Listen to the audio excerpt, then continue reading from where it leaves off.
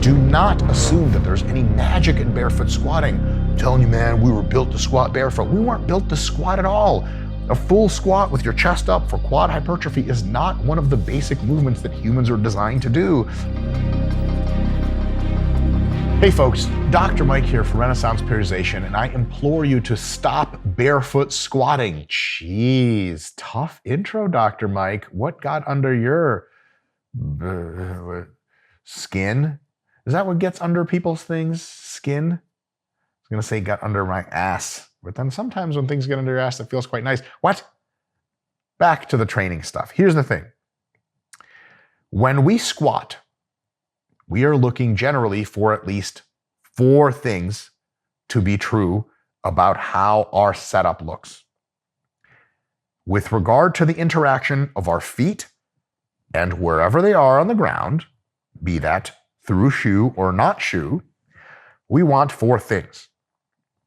1, we want a high degree of friction between our feet and whatever it is that connects us to the ground, including the ground itself.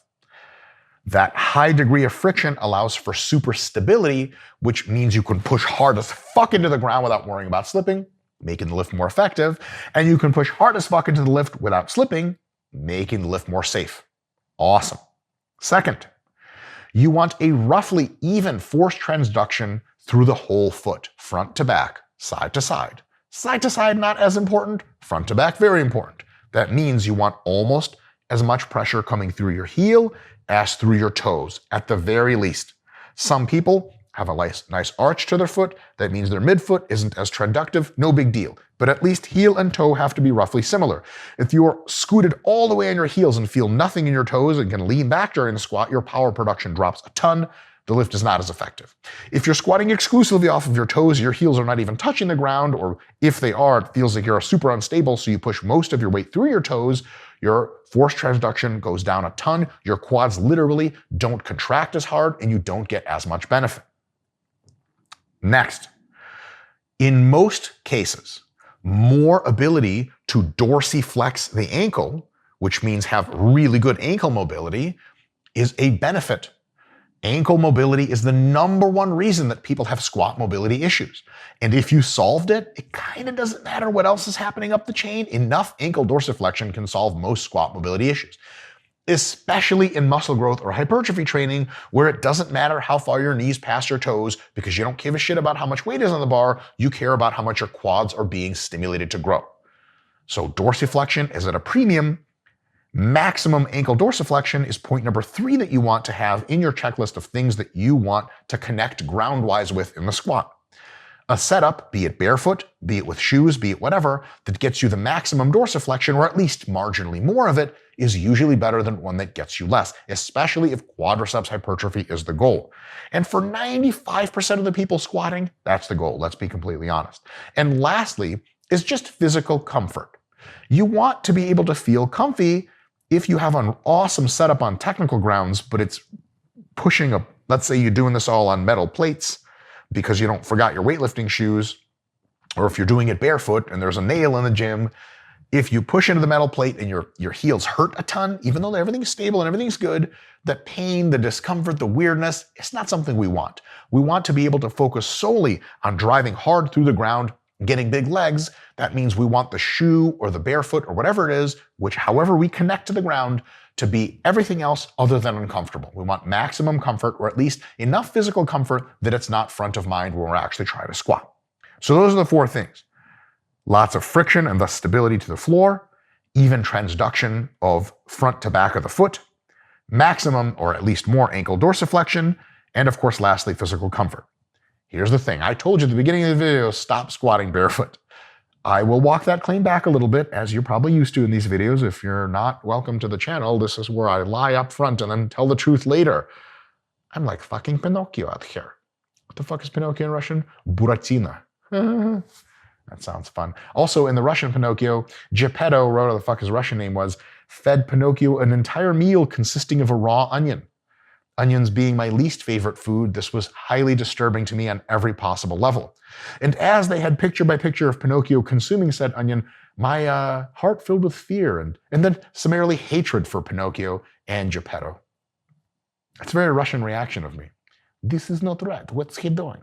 Anyway, if you can checklist all these items, if squatting barefoot gives you a ton of friction, if the toe and heel feel a ton of pressure, if you get a ton of dorsiflexion, a sure shit enough for your goals and it's not limiting you, and if it makes you physically very comfortable, you have my official RP blessing, we do sell those for $1099.99, to do barefoot squatting to your heart's fucking content. There is nothing wrong with barefoot squatting in isolation in principle, if you check mark these boxes.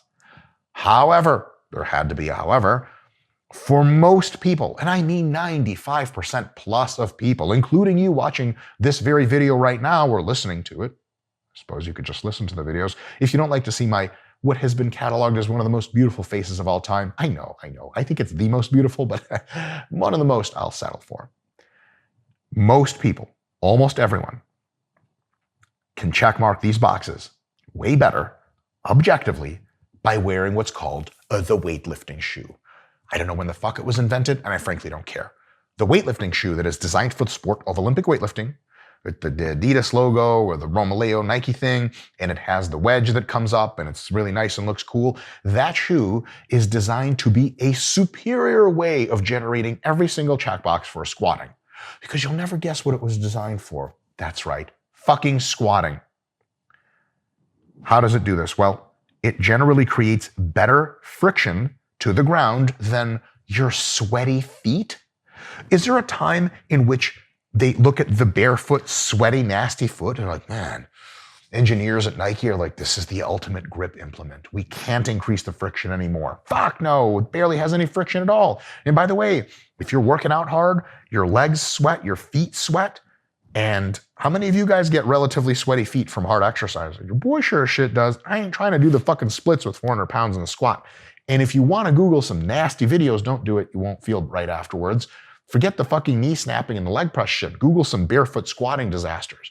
Dime a dozen. Now, of course, they're rare statistically, but that means a lot of them numerically happen, and all of them could have been avoided if you just put on a fucking shoe and don't squat barefoot.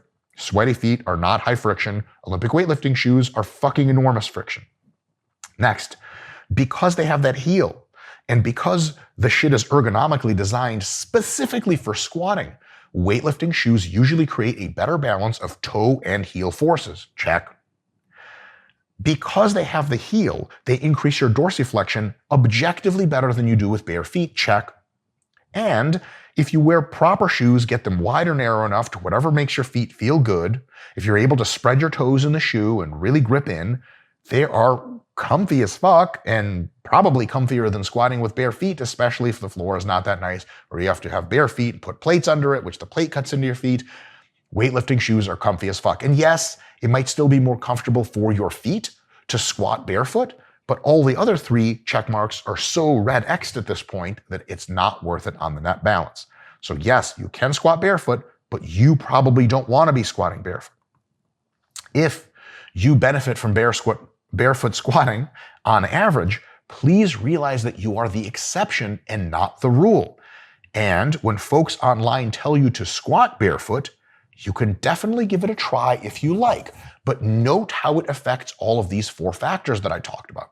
If your feet are slippery, if they feel weird, if you're coming up too much on your toes, if it feels unstable, etc., then that's not the right fit. Put your fucking shoes back on and get to work. Now, if you are used to squatting in shoes and they're just like sneakers, running shoes that are gelled and cushy and move back and forth side to side, that's great for running, terrible for squatting. Get you a pair of squat shoes. You didn't fucking hack the universe by taking your shoes off. Go hack Amazon and order a $65 Douyin Chinese shoe and you will be in fucking paradise because it's better than anything you've ever squatted in before. Do not assume that there's any magic in barefoot squatting. I'm telling you, man, we were built to squat barefoot. We weren't built to squat at all. A full squat with your chest up for quad hypertrophy is not one of the basic movements that humans are designed to do. Running, climbing, throwing, crawling, etc. Those are. The fucking squat is not. You can use some help, and the weightlifting shoe is physically fucking designed to give you the best help possible. Lastly, don't just trust the influencers at their word, right? Most of the folks that I've ever spoken to that were squatting barefoot, and I asked them, why do you do that? They had no idea. Some folks have some idea, and most of those folks are that 5% for whom it actually works better. Most of the 95% that shouldn't be barefoot squatting, they're like, I don't know, bro, I just fucking heard like it's good for your feet or whatever, like the chakras, some shit. It's just something they heard. Fuck that. You can do better. If you want to learn more shit, by the way, we have a members channel. Check out the link in the description. More nerdy videos. Usually a video a week, sometimes even more if Scott the Video Guy is feeling generous. And then, of course, the Team Full ROM forum, where you can check your squat technique over the weeks and weeks of you posting with us, alter it, modify it, make it almost perfect. Chef's kiss, come join us. That link is in the description as well. And if it's not in the description, shit, I'm really fucked up. I'm gonna fire someone for that one. Anyway, I'm off to go fire someone recreationally. I do it every Friday. It's really fun. I'll see you guys next time.